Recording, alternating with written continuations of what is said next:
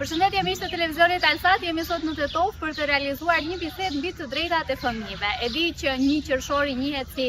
Dita e fëmijëve dhe zakonisht në këtë ditë festojnë fëmijët, edhe ka shumë aktivitete të ndryshme, mirëpo unë desha ta lidhej pak me të drejtat e fëmijëve në aspektin ose në kontekstin e të drejtës familjare, andaj kam shumë kënaqësi të kem afër meje profesoreshën universitare Arta Mero. Arta, mirëse. Nuk desha ta përfundojmë këtë sezon pa të pas unë në emision, se të ke qenë pjesë e emisioneve tona. Gjetëm dhe ja gjetëm rastin. Gjetëm rastin për të folur për fëmijët kësaj radhe, shumë rrallë diskutojmë. Mendon që në përgjithësi flitet dhe bëhet mjaftueshëm për të drejtat e fëmijëve? Unë mendoj se edhe pse është sjellë Konvencja për të drejtat e fëmijëve që ka vënë një subjekt kyç në rregullimin e drejtave dhe të vitave, megjithatë edhe shumë organizatë qeveritare që kanë projekte që merren me të drejtat e fëmijëve, në shumë aspekte drejtat e fëmijëve ende nga për të dëshiruar, nuk për faktin se jemi në kategorive të ndryshme të fëmijëve, drejtat e cilëve janë të funksionuar vazhdimisht. Ja, tani rrugës për përshëndetje shumë familje në rrugë, ke shumë familje të cilat janë pa flitë dhe pa përkujdesin fryngore, fëmijë pas tre pa kujdestari, të cilat janë të lënë në mëshirën e fatit dhe institucionet nuk marrin obligimet e tyre të cilat i kanë qoftë me konventa të nënshkruara, qoftë me legjislacionin pozitiv për të mbrojtur ata. Fëmijët rom janë fëmijë të diskriminuar në vendin tonë në cilat drejtë. Fëmijët rom janë të diskriminuar duke filluar nga pjesa më kryesore, mos regjistrimi i tyre në një pastiljes, edhe kjo ndesh në vete shumë diskriminime tjera, mu për faktin se ata nuk janë të regjistruar, nuk kanë shtetësi, nuk janë fantoma fëmijë të cilat pastaj kemi edhe jashtë sistemit arsimor, janë ndërmarrë disa hapa në këtë drejtim dhe jemi duke u përmirësuar me faktin e pajisjes shtetësisë të këtyre fëmijëve, mirëpo ende vazhdojnë lindjet e fëmijëve rom nga martesat, bashkëjetesat, martesat e nitura, lindje e fëmijëve rom të cilat as pak nuk evidentohen ashtu dhe po këto fëmijë pastaj janë jashtë sistemit, që është ajo më etike jashtë sistemit arsimor edhe jashtë asaj lidhjes juridike me shtetin që është shtetësia. Fëmijët rom gjithashtu janë të diskriminuar edhe në aspektin e keqpërdorimit të tyre fatkeqësisht nga ana e timeve të ndryshme të organizuara siç është dërgimi i tyre nëpër vende të ndryshme të shtetit, nëpër qytete të lypur, dhe kjo i bën ata si viktima të keqpërdorimit të fuqisë së tyre të punës. Cilat janë të drejtat bazike që u garantohen fëmijëve që në lindje, sepse nisëm me fëmijët rom dhe i përmendet disa prej të drejtave kryesore që ju shkelen që përpara se të vinë në jetë, ndoshta po edhe në momentin kur vinë në jetë, cilat janë disa të drejta të garantuara që ligji u garanton që në momentin e parë kur ata vinë në jetë. Ligji u garanton të drejtën e jetës dhe jo rastësisht shpesh e diskutoj se Amerika, Shtetet e Bashkuara të Amerikës nuk e kanë ratifikuar konvencën për të drejtat e fëmijës më për faktin se ata njohin dënimin me vdekje. Dhe dënimi me vdekje është cënimi i jetës. Do thënë drejta në jetë, drejta në arsimim, drejta në shëndet, drejta në bashkëjetesë dhe jetesë dhe përkujdesje nga të dy prindërit, nga njëri prind, e drejta për të njohur identitetin gjenetik, e drejta, do të thënë një korpus i ndryshëm i të drejtave, me përçash më e rëndësishme e drejta në jetë, dhe me të drejtën në jetë janë të ndërlidhura të gjitha këto aspekte tjera domethënë të fëmijëve të cilat janë të shkelura shumë. E drejta familjare njeh të drejtat e fëmijëve në përgjithësi të ndërlidhen, apo domosdoshmërisht nga aspekti i familjes. Fëmijët kanë të gjithë të drejtat të barabarta, po marrë parasysh ndjeshjes, apo jo? Fëmijët nuk guxojnë të diskriminojnë në asnjë aspekt, as në aspektin e etnicitetit që përmendën fëmijët rom, domethënë më vjen shumë keq se identifikojnë si të tillë, por nuk guxojnë. Janë minoritet, edhe minoritet më i papajshëm dhe i lënë pasdore. Mirë po, fëmijët në asnjë aspekt nuk duhen të diskriminohen as në aspektin e të drejtave familjare, përfshirë këtu mënyrën se si ata vinë në jetë, qoftë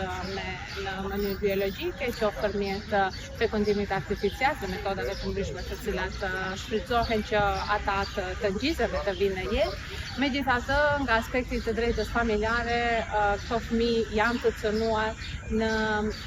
çështjen e për shkak se ligji për familjen është shumë i vjetër, është i pareformuar, është vitit 1992 dhe ky ligj këtyre fëmijëve në mënyrë shprehimore u ndalon të drejtën e inicimit të procedurës për rrëfetimin dhe kundërshtimin e aktësisë dhe amësisë. Në ligji thotë fëmijët të adoptu dhe fëmijët domethënë të cilët janë të ngjizur me fekondim artificial nuk guxojnë të inicojnë procedura të tilla për t'i njohur prindërit e tyre. Gjithashtu dua këtu të ceki për shkak se ligji për familjen, sado që të themi ne se e parimi i interesit më të lartë të fëmijës është i përfshirë në legjislacionin tonë për pozitiv në përgjithësi, këtu do të kisha veçuar ligjin për familjen ku interesi më i lartë i fëmijës shihet si një aspekt vetëm glorifiki dhe jo një aspekt që është i përfshirë në dispozitat e ligjit për familje, mu për faktin për shkak se fëmijët u cënohet interesi më i lartë i fëmijëve të cilët janë të ngjizur me metodat artificiale për shkak se nëse ngjizja e tyre bëhet me fekondim alogjenik, ata domethënë kur njëri prej materialeve gjenetike mund të jetë i dhuruar, nuk kanë të drejtë domethënë që të njohin prindërin gjenetike, ndërkaq konventat të cilat ne kemi ratifikuar se ndër të tjera fëmia ka të drejtë që menjëherë pas lindjes të regjistrohet, të ketë një emër, një mbiemër dhe t'i njeh prindrit e tij dhe ta di origjinën e tij. Domethënë kjo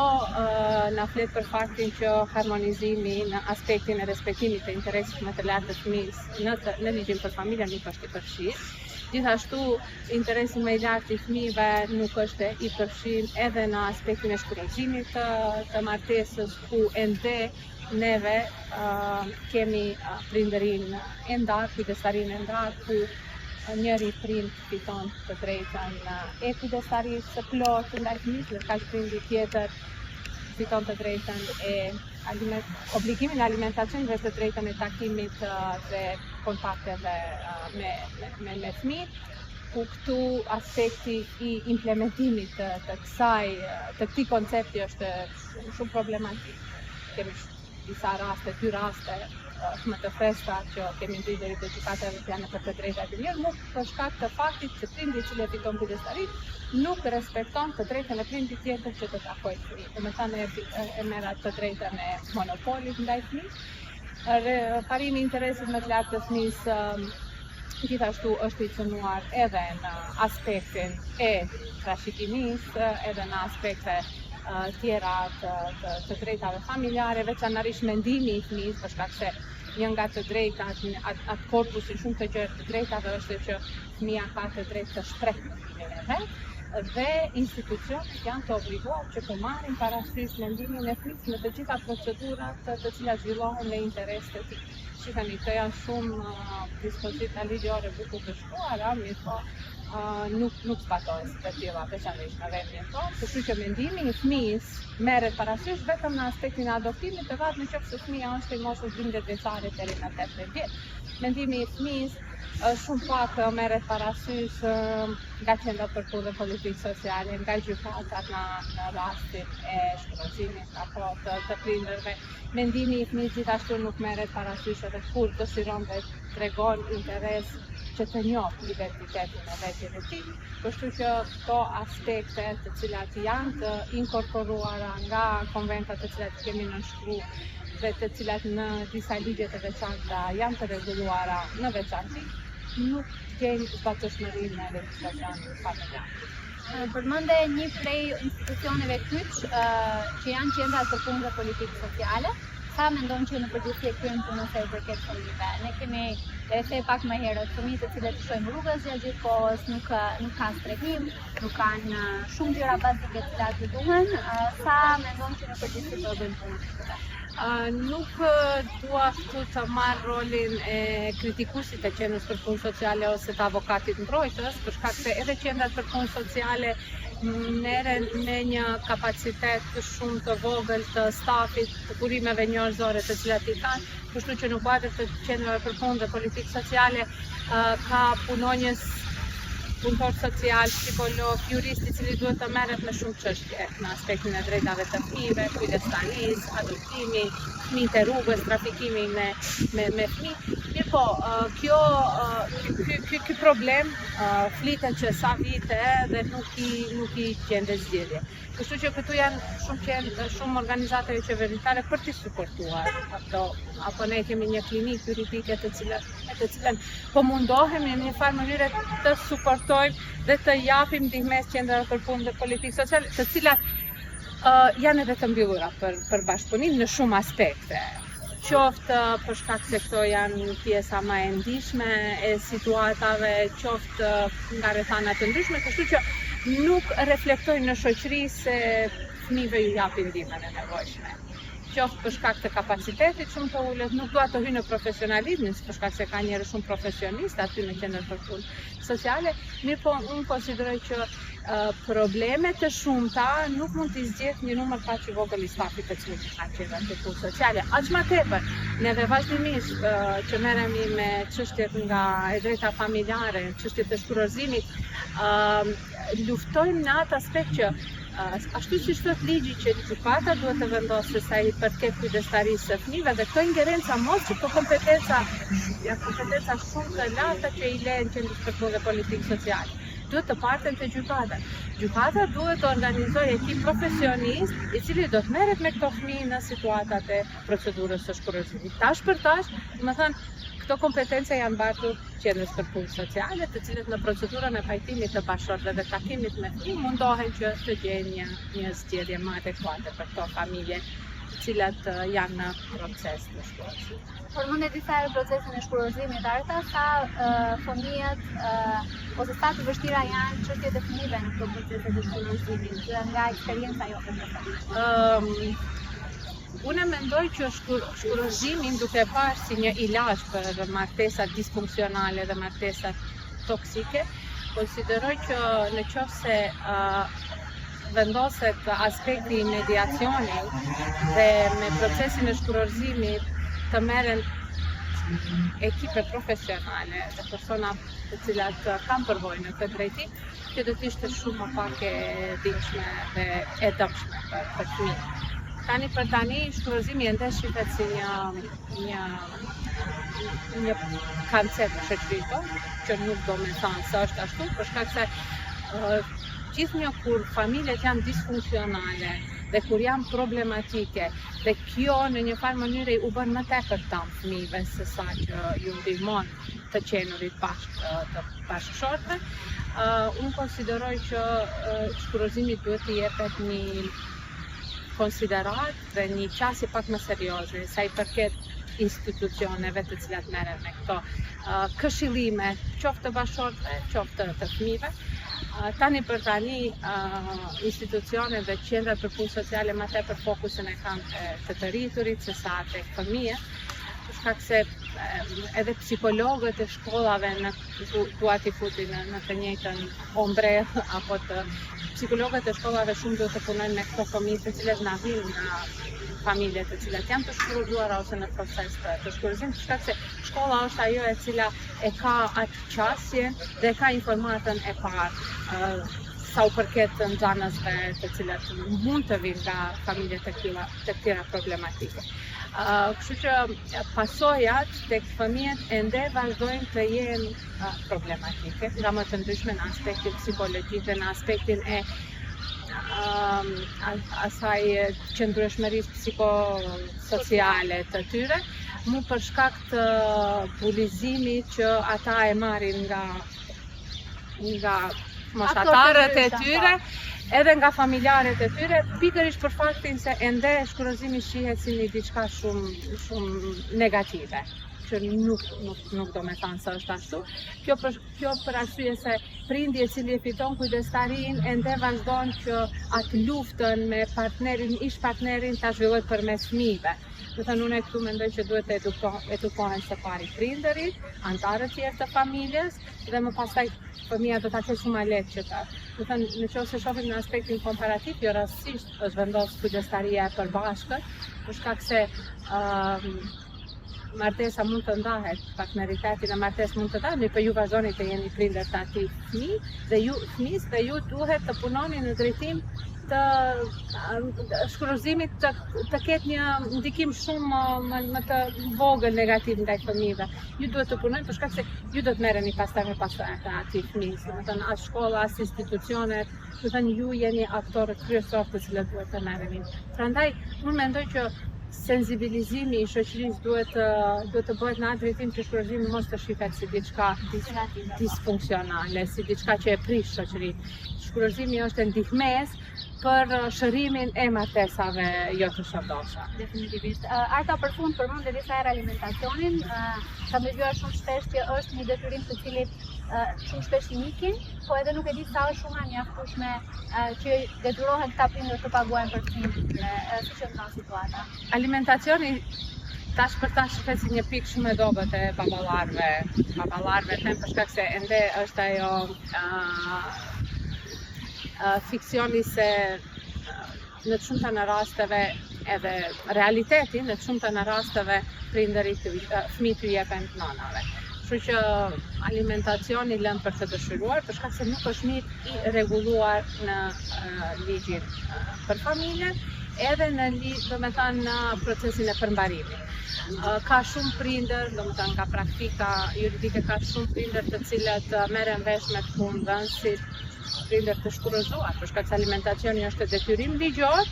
është po ashtu edhe vepër penale mosdhënia e alimentacionit dhe mund të ndiqeni penalisht nëse ju nuk e paguni, nuk e respektoni një vendim gjyqësor.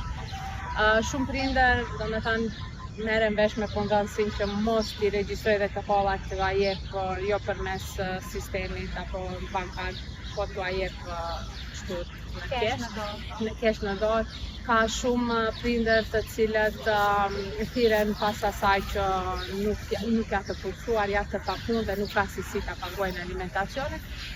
Mu për faktin se ende ekziston ajo ideja që ato të holla i jepen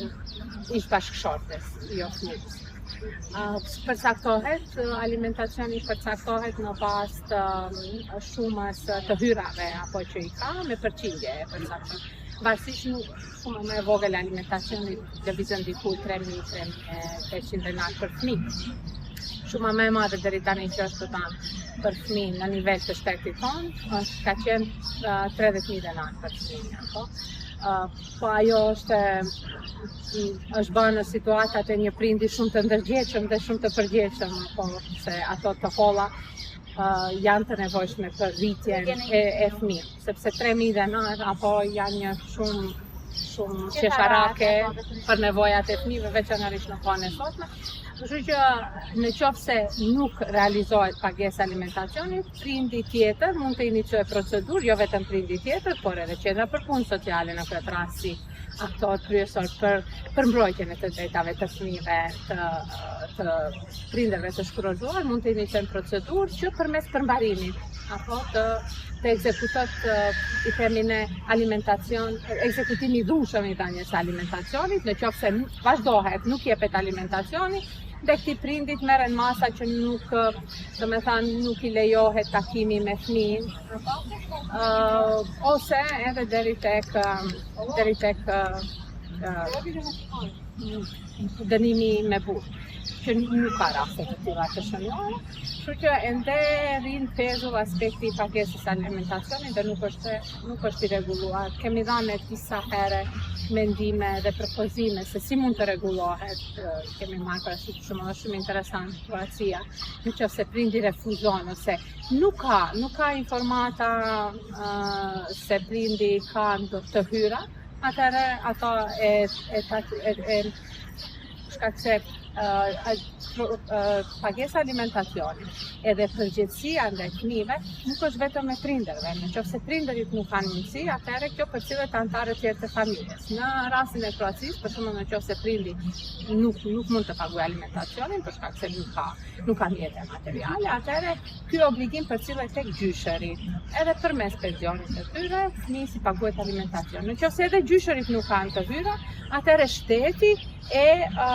krediton prindin dhe ja paguar fëmijës një shumë të caktuar të kollave në emër të alimentacion. Në momentin që prindi bëhet materialisht i aftë, atëherë menjëherë ajo merret në formë të regresit apo të cilit duhet i paguhet fëmijës, dhe në këtë mënyrë vetëm që fëmija mos të ngelet për shumën e caktuar kollave e cila i nevojitet për jetën e tij, për shkollimin dhe për gjërat dhe nevojat e përditshme. Këto janë situata, jo vetëm këto, për shembull dhe ka raste nga më të ndryshme shtete të ndryshme të cilat nuk e lën fëmijën pa shumë të caktuar kollave e cila përcaktohet në vendimin për shkurorzim. Veçanërisht në situatat e prindërisë së përbashkët shumë nuk ka nevojë aty alimentacion të përcaktuar, shka se të dy prindërit përveç që duhet të ndajnë përgjegjësitë prindërore, duhet të ndajnë edhe përgjegjësitë materiale financiare për fëmijën e tij. Në këto shtete të cilat ende ka mbet kjo kujdestaria e veçantë, kanë gjetur mënyrë se si të sigurojnë alimentacionin në emër të fëmijëve. Tek neve ende nuk ka interesim për të rregulluar këtë çështje dhe në shumë të rasteve nënat përballet me mos marrë mundësinë për ta siguruar alimentacionin nga prindi tjetër. Veshja këtu edhe nënat janë të obligume që të dalin nga shtëpia ku kanë jetuar, për shkak se nuk është rregulluar edhe aspekti i banesës familjare. Mos flasim pastaj për trashëgiminë edhe shumë aspekte. Po edhe nëna përballet me probleme të natyrës financiare, por edhe të natyrës së stigmatizimit, sepse ajo është e vajtore për kompletat situatët të cilën ndjen, dhe ajo duhet të gjej forcën dhe të merret me fëmijët apo në aspekte të ndryshme, si të përkujdeset, po ashtu edhe të sigurimit financiar. Ata faleminderit shumë për këtë intervistë, shumë kënaqësi të takojmë. Faleminderit.